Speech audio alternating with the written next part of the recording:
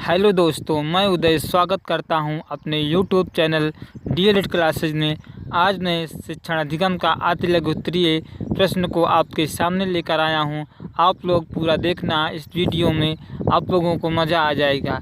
चलते हैं, आज क्लास को शुरू करते हैं। मेरा पहला क्वेश्चन है कि शिक्षण का अर्थ स्पष्ट कीजिए। पहला क्वेश्चन क्या है कि शिक्षण का अर्थ स्पष्ट कीजिए। तो विद्यालयों में सीखने सिखाने तथा पढ़ने लिखने की प्रक्रिया सामान्यतः शिक्षक के द्वारा ही संपन्न की जाती है।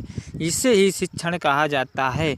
शिक्षण का सरल शब्दों में अर्थ है ज्ञान प्रदान करना। शिक्षण का अर्थ क्या होता है? ज्ञान प्रदान करना शिक्षण का अर्थ होता है। शिक्षण त्रिमुखी प्रक्रिया है। शिक्षण कैसी प्रक्रिया है? तो शिक्षण त्रिमुखी प्रक्रिया है। शिक्षण क्या है? शिक्षण त्रिमुखी प्रक्रिया है, जिसमें कि शिक्षक, शिक्षार्थी और पाठ्यक्रम 3 बिंदु होते हैं। कौन कौन से होते हैं? 3 बिंदु होते हैं। पहला शिक्षक, दूसरा शिक्षार्थी और तीसरा पाठ्यक्रम। जब ये तीनों मिल जाते हैं तो क्या होता है? शिक्षण का कार्य शुरू होता है। हम चलते हैं अपने अगले प्रश्न की तरफ। हमारा अगला प्रश्न जो है, ज्ञान किसी देश के सुख एवं समृद्धि का आधार है, यह किसका कथन है? कथन हर बार एग्जाम में पूछे जाते हैं, तो आप लोग कथन को बार बार रिवाइज करना। क्या है? ज्ञान किसी देश के सुख एवं समृद्धि का आधार है, यह किसका कथन है? यह किसका कथन है? तो यह कथन किसका है? यह कथन जॉर्ज वाशिंगटन का है। जॉर्ज वाशिंगटन क्या कहते हैं कि ज्ञान जो होता है किसी देश के सुख एवं समृद्धि का आधार होता है। हम चलते हैं अपने अगले प्रश्न की तरफ। हमारा अगला प्रश्न जो होता है कि समस्त शिक्षण का अर्थ सीखने में वृद्धि करना है, यह कथन किसका है? ये भी क्वेश्चन बहुत ही इम्पॉर्टेंट है परीक्षाओं की दृष्टि से। तो यह कथन किसका है? तो यह कथन जो है कि ये है जेम्स एम थाइन का। किसका है? जेम्स एम थाइन का। जेम्स एम थाइन क्या कहते हैं कि समस्त शिक्षण का अर्थ सीखने में वृद्धि करना है।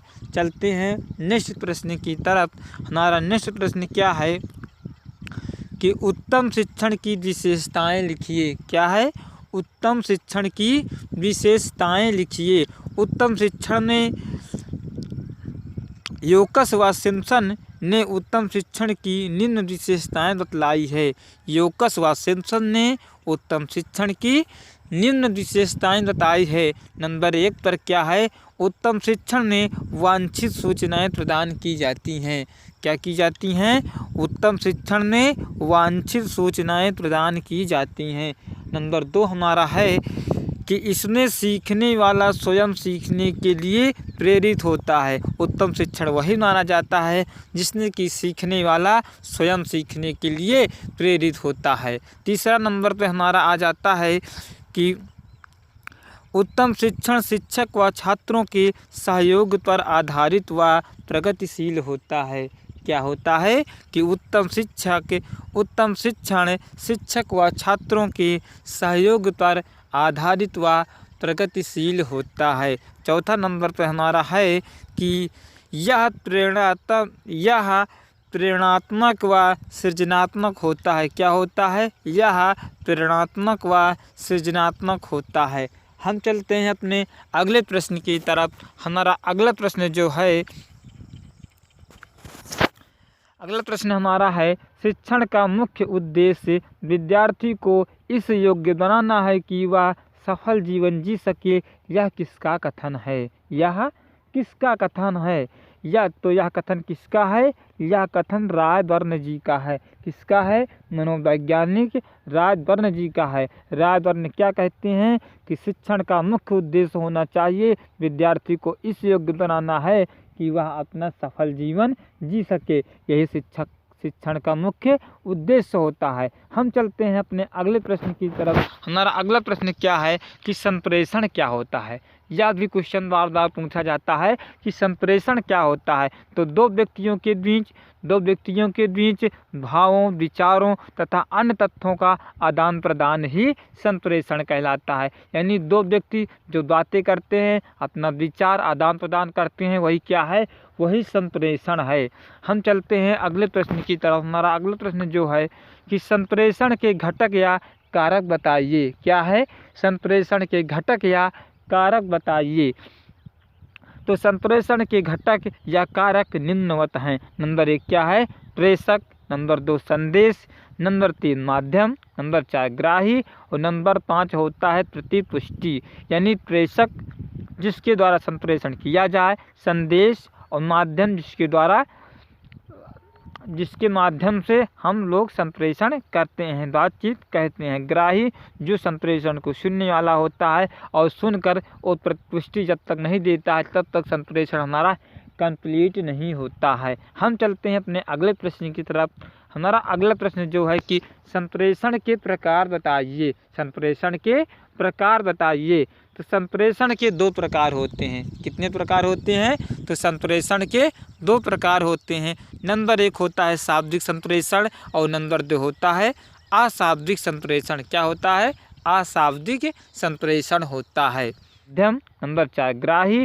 और नंबर 5 होता है प्रतिपुष्टि। यानी प्रेषक जिसके द्वारा संप्रेषण किया जाए, संदेश और माध्यम जिसके माध्यम से हम लोग संप्रेषण करते हैं, बातचीत कहते हैं। ग्राही जो संप्रेषण को सुनने वाला होता है और सुनकर और प्रतिपुष्टि जब तक नहीं देता है तब तक संप्रेषण हमारा कंप्लीट नहीं होता है। हम चलते हैं अपने अगले प्रश्न की तरफ। हमारा अगला प्रश्न जो है कि संप्रेषण के प्रकार बताइए। संप्रेषण के प्रकार बताइए। तो संप्रेषण के 2 प्रकार होते हैं। कितने प्रकार होते हैं, तो संप्रेषण के 2 प्रकार होते हैं। नंबर 1 होता है शाब्दिक संप्रेषण और नंबर 2 होता है अशाब्दिक संप्रेषण। क्या होता है, अशाब्दिक संप्रेषण होता है। हम चलते हैं अपने अगले प्रश्न की तरफ। हमारा अगला प्रश्न है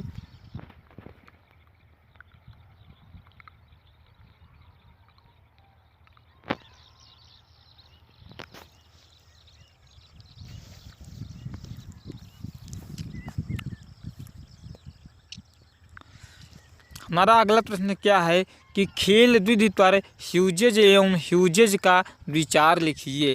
खेल विधि पर ह्यूजेज एवं ह्यूजेज का विचार लिखिए। तो ह्यूजेज क्या कहते हैं कि वह विधि जो बालकों को उसी उत्साह से सीखने की क्षमता देती है जो उनके स्वाभाविक रूप में पाई जाती है। क्या कहते हैं, वह विधि जो बालकों को उसी उत्साह में सीखने की क्षमता देती है जो उनमें स्वाभाविक रूप में पाई जाती है। प्रायः यह खेल या क्रीड़ा विधि कहलाती है। कौन सी विधि कहलाती है, खेल या क्रीड़ा विधि कहलाती है। हमारा अगला प्रश्न क्या है कि उस उद्यान में बालक क्या है, उस उद्यान में बालक पौधे, पाठशाला, बगीचा तथा शिक्षक माली होता है। यह कथन किसका है, यह कथन किसका है, किसने कहा है कि उस उद्यान में बालक पौधे, पाठशाला, बगीचा तथा शिक्षक माली होता है। तो यह किसका कथन है, यह जनक फ्रावेल का कथन है। किसका कथन है, फ्रावेल का कथन है। ये कौन है, किंडरगार्टन विधि के जनक हैं। क्या हैं, किंडरगार्टन विधि के जनक कौन है, जनक फ्रावेल हैं। हम चलते हैं अपने अगले प्रश्न की तरफ। हमारा अगला प्रश्न जो है कि भाषा शिक्षण की दक्षताएं कौन कौन सी हैं। भाषा शिक्षण की दक्षताएं कौन कौन सी हैं। तो नंबर 1 क्या है, भाषा शिक्षण की दक्षताएं। नंबर 1 होता है सुनना। क्या होता है, सुनना। नंबर 2 होता है बोलना। नंबर 3 होता है पढ़ना और नंबर 4 होता है लिखना। ये क्या है, भाषा शिक्षण की दक्षताएं हैं। सुनना, बोलना, पढ़ना और लिखना, ये क्या है, भाषा शिक्षण की दक्षताएं हैं। हम चलते हैं अगले प्रश्न की तरफ। हमारा अगला प्रश्न जो है कि कार्यशाला प्रविधि से क्या अभिप्राय है। कार्यशाला प्रविधि से क्या अभिप्राय है।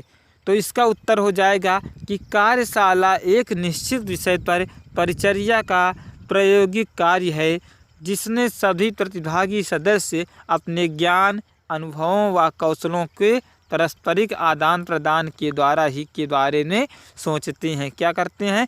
पारस्परिक आदान प्रदान के द्वारा विषय के बारे में सोचते हैं। वही क्या होता है? कार्यशाला प्रविधि होता है। क्या होता है? कार्यशाला प्रविधि होता है। हम चलते हैं अगले प्रश्न की तरफ। हमारा अगला प्रश्न जो है कि कार्यशाला का मूल सूत्र क्या है? कार्यशाला का मूल सूत्र क्या है? तो कार्यशाला का मूल सूत्र है उद्देश्य प्राप्ति के लिए आपस में मिलजुल कर सहयोगात्मक भावना से कार्य करना, यानी सब लोग एक सहयोग से कार्य करना, वही क्या होता है? कार्यशाला की मूल सूत्र होता है। हमारा अगला प्रश्न जो है कि भ्रमण विधि से क्या आशय है? भ्रमण विधि से जो हम लोग घूमते फिरते हैं, इधर उधर जाते हैं, उससे क्या अभिप्राय है? तो भ्रमण विधि से क्या है कि घूमना स्पष्ट है कि इस विधि से स्थलों वस्तुओं का ज्ञान घूम घूम कर प्राप्त किया गया जाता है। इस विधि से शैक्षिक भ्रमण भी कहते हैं। क्या कहते हैं? शैक्षिक भ्रमण भी कहते हैं। अगला क्वेश्चन हमारा है कि भ्रमण विधि से लाभ बताइए। भ्रमण विधि से लाभ क्या होता है? हमने घूमते जो फिरते हैं, इधर उधर जाते हैं, उससे कुछ लाभ तो होता ही होगा। तो क्या लाभ होता है? चलिए हम जान लेते हैं। उससे लाभ क्या होता है? सीखना रुचिपूर्ण लगता है। क्या है? सीखना जो होता है वो रुचिपूर्ण हो जाता है। दूसरा क्या है? सामाजिक भावना का विकास होता है। क्या होता है? सामाजिक भावना का विकास होता है। नंबर 3, समस्त इंद्रियों क्रियाशील रहती हैं। हमारी 5 इंद्रियां होती हैं, आँख, कान, नाक, जीभ और त्वचा। ये हमारी 5 इंद्रियां जो होती हैं, ये क्या होती हैं? क्रियाशील होती हैं। हमारा चौथा है सीखने में स्वतंत्रता रहती है। क्या होती है? सीखने में स्वतंत्रता होती है। अगला प्रश्न हमारा क्या है? अगला प्रश्न हमारा है TLM का पूरा नाम एवं उपयोग लिखिए। TLM का पूरा नाम एवं उद्देश्य लिखिए। टीचिंग लर्निंग मटेरियल, शिक्षण अधिगम सामग्री। क्या? टीचिंग लर्निंग मटेरियल, शिक्षण अधिगम सामग्री तथा इसका उपयोग कक्षा शिक्षण कार्य को प्रभावी एवं रोचक बनाने में किया जाता है। आज के लिए बस इतना ही। आप लोग को अगर यह वीडियो अच्छा लगा हो तो लाइक करना, कमेंट करना और मेरे चैनल पर नए हो तो सब्सक्राइब ज़रूर करना। आज के लिए बस इतना ही। जय हिंद, वंदे मातरम।